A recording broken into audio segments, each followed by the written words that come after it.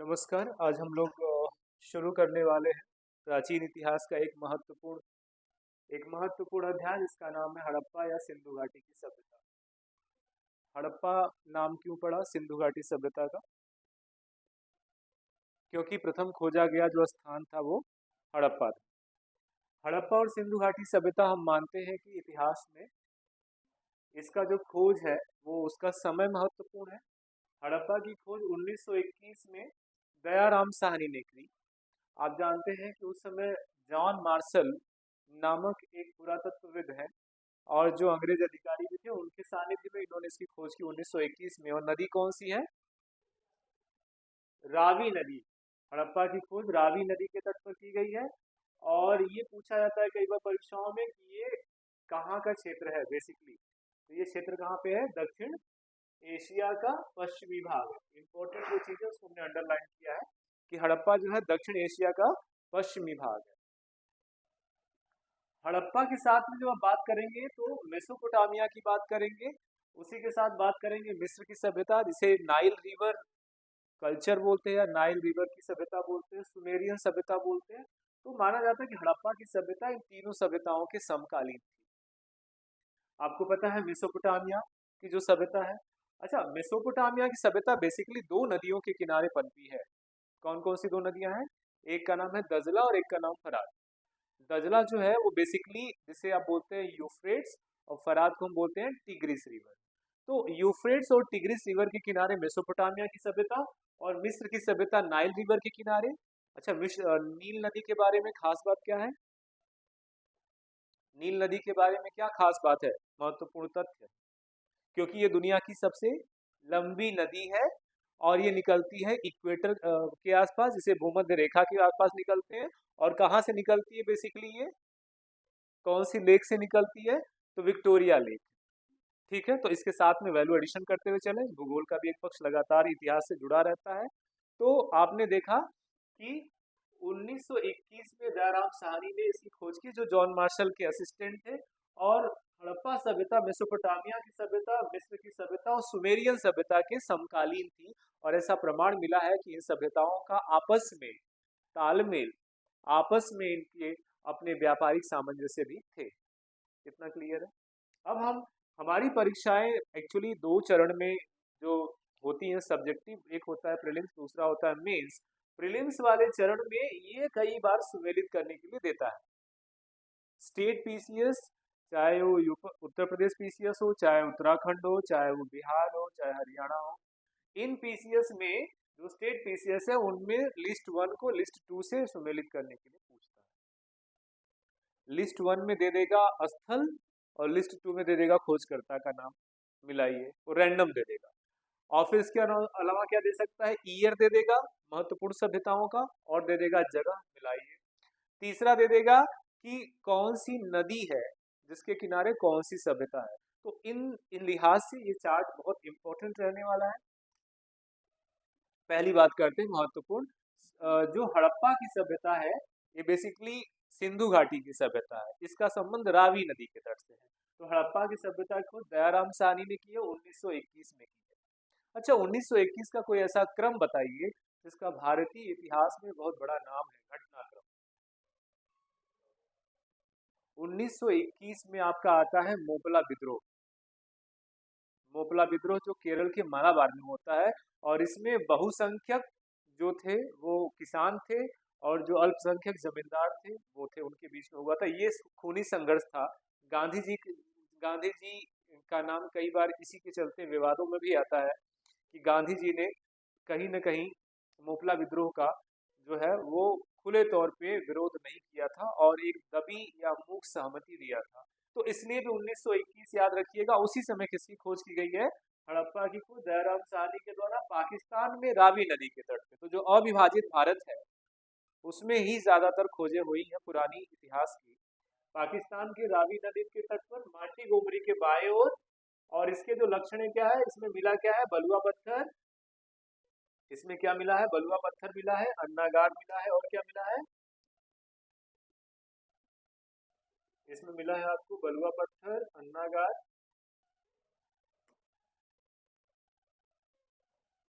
बलुआ पत्थर मिला है, अन्नागार मिला है, मानव मूर्ति और बैलगाड़ी मिली। ठीक है। अब हम आते हैं दूसरे पे से, हम बोलते हैं मोहनजोदाड़ो की सभ्यता।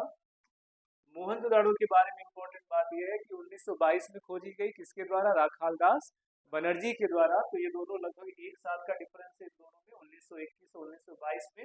ये पाकिस्तान के पंजाब में लड़काना में सिंधु नदी के तट पर हुआ है। मतलब जो हड़प्पा है वो रावी नदी के तट पे है, और जो मोहनजोदाड़ो है वो सिंधु नदी के तट पर। इसमें एक मूवी बनी है, देखें उसको, उसका नाम क्या है? मोहनजोदाड़ो। और किसके द्वारा अभिनयकृत है? ऋतिक रोशन के द्वारा। उसमें कौन सी प्रमुख नदी दिखाई गई है? सिंधु नदी दिखाई गई। तो इसके बारे में पाकिस्तान के लड़काना में सिंधु नदी के तट पे यहाँ विशाल स्नानागार, ये मोस्ट इम्पोर्टेंट है। ये पूछा जाता है कि विशाल स्नानागार के साक्ष्य कहाँ से मिले हैं? कांसे की नर्तकी की मूर्ति कहाँ से मिली? दाढ़ी वाले पुरुष जिसका जिसका ललाट चौड़ा है, उसका प्रमाण कहाँ से मिला? तो ये सब कहाँ से मिला है? मोहनजोदाड़ो से मिला है। पशुपति की मूर्ति वहीं से मिली है। अच्छा एक बात बताएं, हड़प्पा वासियों की देन के तौर पर अगर पूछा जाएगा तो आप क्या बताओगे? हड़प्पा वासियों की क्या देन है भारत को या दुनिया को? पहला है कॉटन की खेती, कपास की खेती। दूसरी चीज आपके लिए क्या है? हड़प्पा वासी जो है स्वास्तिक के चिन्ह का प्रयोग करते हैं पहले से ही। और जो और विशेषताएं हैं वो अन्नागार, स्नानागार, कांसे की नर्तकी, पशुपति और दाढ़ी युक्त मानव की मूर्ति मिली है। तीसरे पे आते हैं लोथल। लोथल बेसिकली गुजरात में है। गुजरात जो सबसे बड़ा गोदीवाड़ा, अगर हम बात करें यानी बंदरगाह की बात करें प्राचीन कालीन भारत में, तो ये लोथल के प्रमाण मिले हैं। अच्छा, सिंधु घाटी सभ्यता का समय क्या है? 2500 ईसा पूर्व से लेकर के लगभग 1500 ईसा पूर्व बताते हैं लोग, लेकिन ये 600 साल की सभ्यता मानी जाती है मोटे मोटे तौर पर।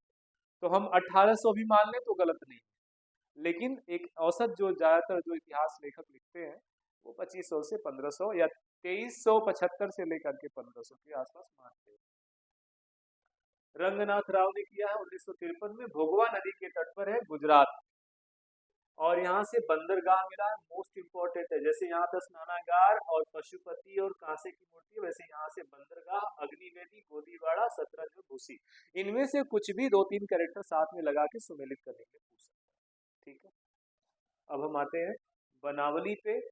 बनावली हरियाणा जिले में है। आर्यस बिष्ट ने खोज की है 1974 में। ठीक है। मिसेस गांधी का कार्यकाल भारत में चल रहा था 1974 के आसपास। हरियाणा का हिसार जिला है। हिसार जिला हरियाणा का है। और मिट्टी का हल, ये मोस्ट इम्पोर्टेंट है, जिसको मैंने डबल मार्क किया है या जिसको मैंने ऐसे बनाया है रेड कलर से, ये मोस्ट इम्पोर्टेंट है। परीक्षाओं में पूछे गए हैं, चाहे समीक्षा अधिकारी हो, चाहे स्टेट पीसीओ हो, यहाँ तक कि यूपीएससी में भी कई बार कथन के रूप में दिया गया। तो मिट्टी का हल यहाँ पे मिला है, हड़प्पा कालीन और पूर्व हड़प्पा कालीन संस्कृति मिली है। अब हम आते हैं चौथे पे। चौथा हो गया। पांचवें पे धौलावीरा क्या है? धौलावीरा की खोज भी उसी ने की जिसने किसकी की थी? बनावली की थी। तो इनका नाम आर्यस बिष्ट। गुजरात में कच्छ का रण इलाका है। तो गुजरात का एक हो गया लोथल और दूसरा हो गया धौलावीरा। अगर एक चीज और ऐड करेंगे तो यहाँ पे आप ये भी लिख सकते हैं रंगपुर। जो रंगपुर है ये भी, इसका संबंध किससे है? बेसिकली रंगपुर भी कहाँ से मिला है? ये भी गुजरात से मिला है, जहाँ से चावल की भूसी प्राप्त हुई, रंगीन चावल की भूसी। तो गुजरात में कब्ज कारण है, जल निकासी का उत्तम प्रबंध यहाँ से प्राप्त होता है। हालांकि और भी बाकी इसकी विभाजन है, लेकिन ये one of the most famous important questions में से एक था, इसलिए इनकी सूचीबद्ध हमने कर दिया। ये सारा एक एक इम्पोर्टेंट है। अच्छा, सिविल सर्विसेज परीक्षाएं जो होती हैं, बेसिकली जो स्टेट पीसीएस होता है वो दोनों का सामंजस्य, तथ्य का भी, विवेचना और विश्लेषण का भी, और साथ में भी आपके व्यक्तित्व का भी परीक्षण है। आपके निर्णय लेने की क्षमता, आपकी तार्किक विवेचना का परिचय है। तो अगर बहुत विद्वान होने की आवश्यकता नहीं है, आप क्या रहे, आप विद्वान रहे तो आप पीएचडी कर लीजिए, प्रोफेसर बन जाइए ना। लेकिन इसमें सर्वज्ञ नहीं चाहिए, इसमें आपको चाहिए ऐसा व्यक्ति जो थोड़ा थोड़ा सब जानता हो, जो अलर्ट हो, जो जो समीचीन घटनाओं से परिचित हो। तो इतिहास में फैक्ट का बहुत बड़ा रोल है, या किसी भी परीक्षा के प्रीलिम्स में, स्टेट पीसीएस में फैक्ट का बहुत बड़ा रोल। आप सोचेंगे केवल विश्लेषण करना, तो ऐसी संभावनाएं यूपीएससी के साथ आपको मिल सकती है, लेकिन स्टेट पीसीएस इसके बिना अपरिहार्य है। आगे बढ़े, चल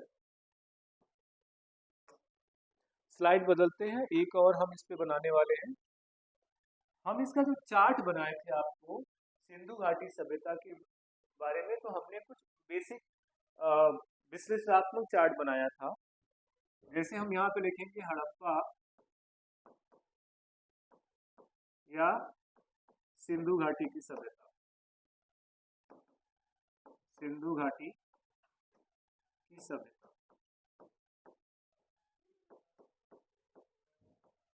तो इसे अगर हम क्वेश्चन के रूप में डालें कि सिंधु घाटी सभ्यता के लक्षण और विशेषताओं का विवेचना करते हुए उसके नगरीकरण के बारे में वर्णन दीजिए। तो आप क्या करोगे, हड़प्पा या सिंधु घाटी सभ्यता के बारे में जब नगरीकरण की बात करते हैं और विशेषताओं की बात करते हैं, तो कुछ बेसिक बिंदुओं के साथ में हम लोग काम करते हैं। कुछ बेसिक बिंदुओं के साथ हम लोग काम करते हैं, और उन बेसिक बिंदुओं में क्या क्या हो जाएगा इधर देखिए। पहला क्या हो जाएगा, हड़प्पा का हम कहते हैं कि खोज क्या हुई हड़प्पा और सिंधु घाटी के बारे में। स्थल कहाँ से था, क्रम क्या है, कालक्रम क्या है, और खोजकर्ता कौन है। पहली हेडिंग हम ये जानते हैं, खोजकर्ता। दूसरे में क्या है, विस्तार क्षेत्र। तो हम ये करते हैं कि भाई ये विस्तार क्षेत्र भी मान लिया हो भी गया, विस्तार क्षेत्र। तीसरे में हम क्या करेंगे, तो हम सीधे आ जाते तीसरे में कि नगरीय विशेषताएं। नगरीय विशेषताएं क्या है, हड़प्पा और सिंधु घाटी जो सबसे one of the most important point है। इसके बाद सामाजिक जीवन, सामाजिक जीवन है। सामाजिक जीवन के बाद हम और क्या बोल देंगे, आर्थिक जीवन बोल देंगे,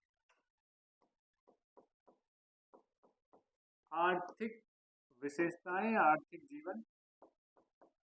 इसके बाद हाँ सामाजिक एवं प्रशासनिक कर ले, तो ये प्रशासनिक व्यवस्था भी हो जाएगी, हालांकि वो छोटा पॉइंट है, प्रशासनिक व्यवस्था। और लास्ट में धार्मिक जीवन, धार्मिक विशेषताएं क्या थी, अंत कैसे हुआ सिंधु घाटी की सभ्यता का, और खैर इसमें हम शोध भी एक चीज डाल सकते हैं।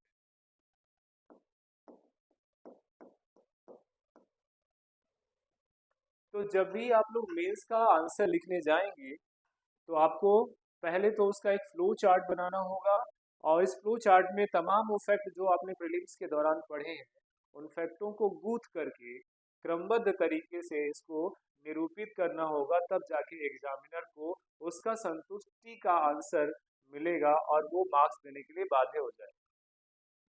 ये वही कर सकता है जिसने क्रमवार तरीके से एनसीईआरटी पढ़ा है, कक्षाओं को रेगुलर तौर पे किया है, और जिन्होंने अपने नोट्स बनाए हैं और जो लिखने की प्रैक्टिस करता है। ध्यान दीजिएगा, सिविल सर्विसेज की परीक्षाएं एक रणनीति है, ये बाकी परीक्षाओं जैसी नहीं है वनडे की आप आए और तथ्यों को रटे, कुछ प्रैक्टिस की और हो गया।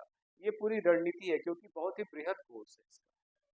तो आपको करना पड़ेगा, पहला खोज, दूसरा खोजकर्ता, दूसरा स्रोत हो जाएगा किन स्रोतों से मिला, तीसरा विस्तार, चौथा नगरीकरण की विशेषताएं, इसी में सब आ जाएगा।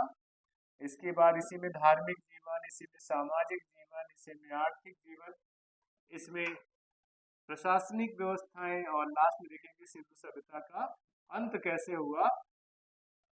तो सिंधु सभ्यता के अंत के बारे में क्या राय बताई गई है, अलग अलग इतिहासकारों का अलग अलग मत है। कुछ इतिहासकार कहते हैं कि सिंधु घाटी सभ्यता जो है वो किसी उल्का के गिरने के कारण नष्ट हुई। तो जिसे उल्काश्म का सिद्धांत कहते हैं, तो इस उल्का गिरने के कारण उन्होंने माना। कुछ इतिहासकारों का कहना है, जिसमें मार्टिमर व्हीलर है, वो कहते हैं कि आर्यों के आक्रमण के कारण सिंधु घाटी की सभ्यता नष्ट हो गई, लेकिन ये भी सही जान नहीं प्रतीत होता है। कुछ इसके बाद बोलते हैं मलेरिया या महामारी से, जिसमें डॉक्टर केनेडी साहब हैं, इन्होंने कहा कि मलेरिया से आया। जो उल्का है उसे ही बोलते हैं अदृश्य गाज का सिद्धांत, नो तो नोट कर लीजिए। उल्का में क्या बोलते हैं? अदृश्य गाज का सिद्धांत। इसमें जर्मनी के एक इतिहासकार मिस्टर पेंका है। अदृश्य गाज का सिद्धांत, ठीक है ना? तो ये, लेकिन जो जो सर्व स्वीकार्य जो मत है वो क्या है? सिंधु घाटी सभ्यता के पतन को लेके, जो उस मूवी में भी दिखाया गया था ऋतिक रोशन, क्या था? बाढ़ या जलवायु परिवर्तन। तो आप इसको भी इसमें शामिल कर सकते हैं। तो मैंने ये केवल एक खाका दिया, जो मैंने पिछली कक्षा में इसके बारे में चर्चा किया था विस्तार से। तो उसके बारे में मैंने एक खाका दिया है कि जब भी आप कोई आंसर फ्रेमिंग करने जाएं मेंस के लिए, तो आप अपने क्वेश्चन को उसकी डिमांड के हिसाब से अलग अलग क्रम में चैनलाइज करके लिखें।